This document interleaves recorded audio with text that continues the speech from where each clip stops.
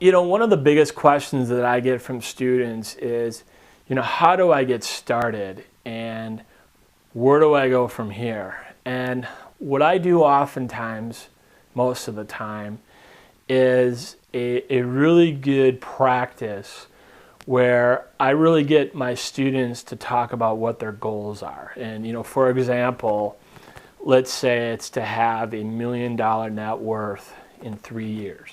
These have to be realistic goals. So I said, okay, great. Now we understand you want to be a millionaire within, 3 years. So we talk about that. And then we talk about, okay, now tell me what else is true on the day that you become a millionaire. And we talk about that day. What happens on that day? What leads up to that? I've got a certain amount of cash flow coming in. I've got a certain amount of prospective deals coming in. I have this great reputation in my market, so forth and so on. So we really get kind of a cool dialogue going on. What else happens as a byproduct of becoming a millionaire within 3 years?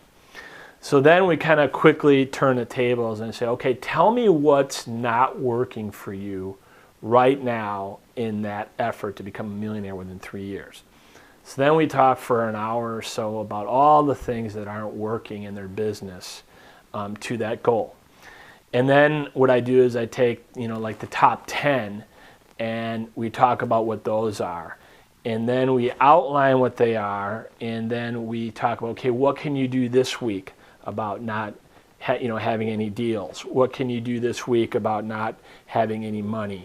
What can you do this week about this, that? And then we move on, okay, what can you do this month? What can you do this quarter? So forth and so on. And what we're doing there is we are creating the strategies to get to that goal.